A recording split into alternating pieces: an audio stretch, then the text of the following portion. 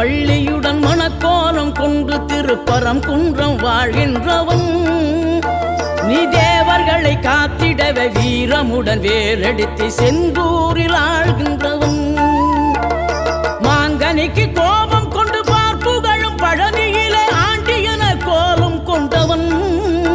நீ தத்துவத்தின் சாரெடுத்து சுவாமி மலை எல்லையிலே தகப்பனுக்கு பாடம் சொன்னவன் காவல் என நின்று பெரும் சினம் தணிந்து தணிகையில கண் குளிர காட்சி தந்தவன் நீ பாங்குடனே கருள் தரவே பழமுதிரும் சோலையில பரஞ்சோதியாய் நின்றவன்